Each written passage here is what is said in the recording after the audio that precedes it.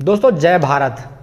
आज हम लोग पढ़ेंगे अंग्रेजी ग्रामर और स्पोकन इंग्लिश की क्लास में हु के बारे में। हु को हम लोग बोलते हैं हिंदी में कौन या फिर किसने।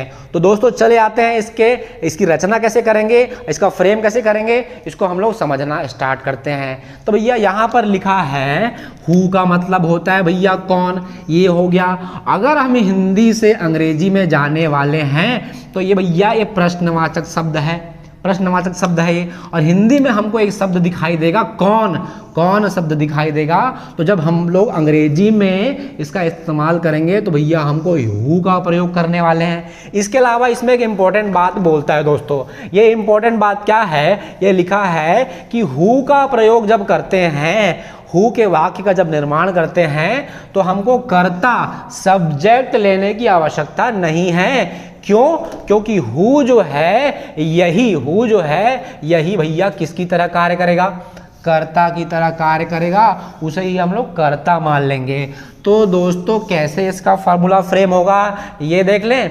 तो सबसे पहले प्रश्नवाचक शब्द आएगा हु, उसके बाद उस व्यक्ति का नाम ले लेंगे, उसके बाद हम लोग हेल्पिंग वर्ब सहायक क्रिया ले लेंगे, उसके बाद कर्ता या सब्जेक्ट आ जाएगा और लास्ट में क्रिया ले लेंगे। तो दोस्तों इसी सूत्र के आधार पर क्या हम लोग ये वाला एग्जाम्पल देख लें कि एग्जाम्पल कैसे बनेगा।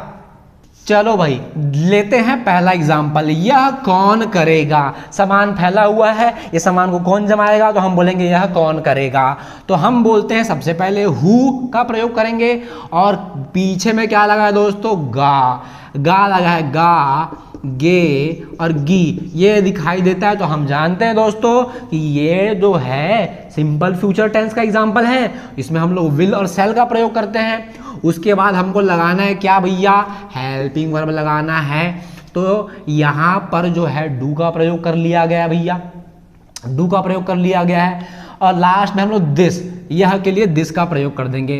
तो सबसे पहले आया प्रश्नवाचक शब्द, उसके बाद आया हमारा सहायक क्रिया हेल्पिंग वर्ब, उसके बाद एक मुख्य क्रिया आ रहा है दोस्तों, मुख्य क्रिया डू, करने का काम हो रहा है, डू मतलब करना, मुख्य क्रिया लास्ट में आ रहा है दिस, इस काम को करना है हमको।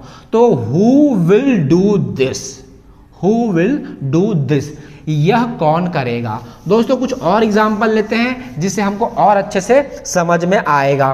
तो लो भाई और एग्जाम्पल ले लेते हैं हम लोग। मुझे मदद कौन करेगा, मेरी मदद कौन करेगा, मुझे मदद कौन देगा। तो who will help me, who हो जाएगा हमारा प्रश्नवाचक शब्द। उसके बाद हम लोग लगा दिए क्या भैया, हेल्पिंग वर्ब, उसके बाद एक वर्ब लगा दिए हम लोग, और मी मतलब यहाँ पे आ गया कौन, सब्जेक्ट। यहाँ पर मुझे हेल्प कौन देने वाला है, हु विल हेल्प मी, मेरी सहायता कौन करेगा। आगे बढ़ते हैं, वहां कौन गया था, हु हैड गॉन देयर।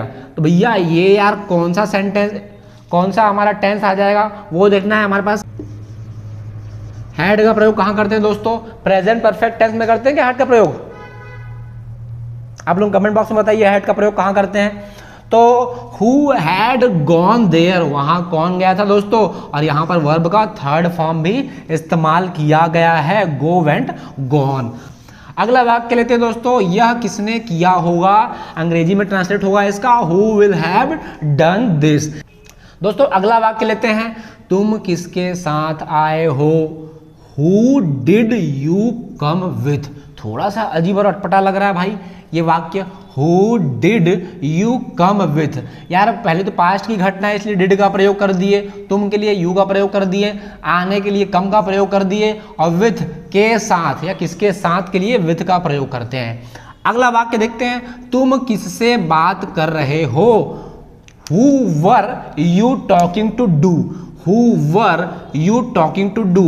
ये हो गया प्रश्नवाचक शब्द, ये हो गया हेल्पिंग वर्ब, ये हो गया वर्ब, और एक्चुअली वर्ब नहीं सब्जेक्ट, और उसके बाद यहाँ पे आ जाएगा वर्ब जिसमें आईएनजी लगा दिए क्योंकि ये प्रेजेंट कंटिन्यूअस का एग्जांपल दिखाई दे रहा है, लास्ट में टू लिख दिया गया। अब ये विथ और टू के बारे में एक छोटी सी कहानी है दोस्तों, उस कहानी को सुनना स्टार्ट करते हैं कि ऊपर के जो दो वाक्य दिखाई दे रहे हैं, इन दोनों वाक्यों में क्या दिखाई दिया दोस्तों, हमको लास्ट में विथ दिखाई दिया और टू दिखाई दिया। इसके पहले वाले में हमको विथ दिखाई दिया और टू दिखाई दिया।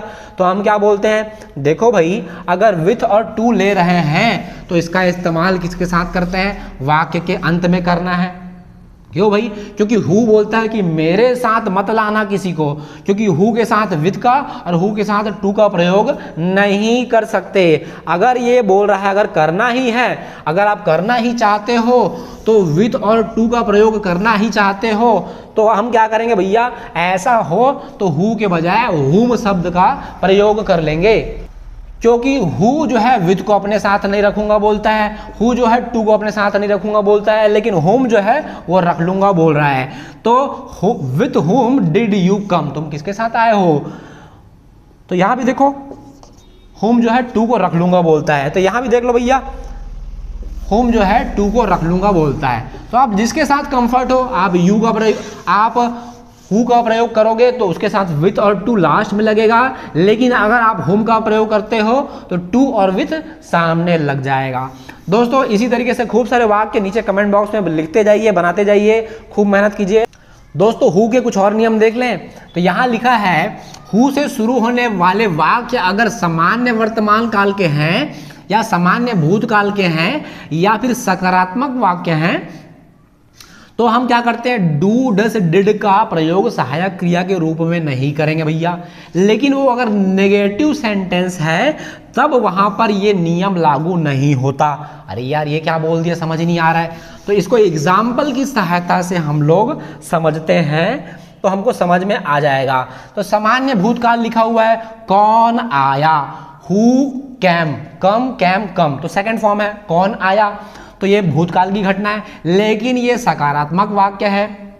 अब इसमें क्या करते हैं? इसका नेगेटिव सेंटेंस जब बनाया जाएगा तो हम क्या करेंगे भैया?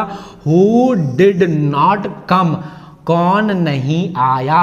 तो दोस्तों अगर ये सकारात्मक होता है तो डू डस डिड का प्रयोग नहीं करेंगे।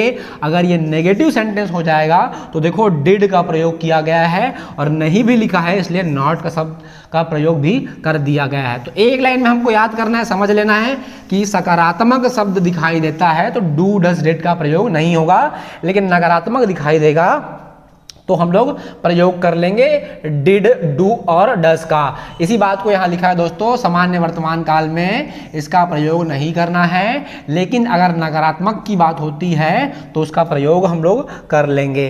कुछ और एग्जाम्पल देखें दोस्तों, इसी तरीके से लिखा है सामान्य वर्तमान काल में हु के बाद सीधे क्रिया का पहला रूप आएगा, कर्ता एक वचन हो तो एस या ई एस लगेगा। जैसे कि सकारात्मक वाक्य हमको दिखाई दे रहा है, प्रेजेंट टेंस का हमको एक सकारात्मक वाक्य दिखाई दे रहा है कौन आया, हु कम्स, तो यहाँ पे एज या ई एस लग गया दोस्तों। सिंगुलर नंबर और प्लूरल नंबर के हिसाब से एक अलग से वीडियो बना देंगे एस और ई एस का प्रयोग कब करते हैं। हु कम्स, अगर इसमें नकारात्मक शब्द की बात करें दोस्तों कौन आया तो हम लिख दिए भैया हु कम्स, और अगर इसी के नेगेटिव सेंटेंस की बात करें तो कौन नहीं आया, हु डज नॉट कम, कौन नहीं आया। तो भैया यहाँ पर कौन सा फॉर्म दिखाई दे रहा था? एस वाला फॉर्म दिखाई दे रहा था, एस और ई एस वाला, इसलिए हम लोग क्या प्रयोग कर लिए? डज का प्रयोग कर लिए, और नहीं के लिए नॉट का प्रयोग कर लिए भैया। तो हु डज नॉट कम, ये थी कहानी। मुकाबला किसने जीता? Who won the race, race किसने जीता या मैच किसने जीता? हु वॉन द मैच या हु वॉन द रेस। दोस्तों अगला वाक्य ले लें, यह किसने किया? Who did this. तो यार यहाँ पर जो है डिड जो है यही क्या हो जाएगा? मेन हेल्पिंग वर्ब हो जाएगा दोस्तों अंग्रेजी ग्रामर में आज हम लोग हु में इतना ही करते हैं, बाकी हम लोग करेंगे आने वाले नेक्स्ट वीडियो में। खूब मेहनत कीजिए, तरक्की कीजिए, तब तक के लिए दोस्तों जय भारत।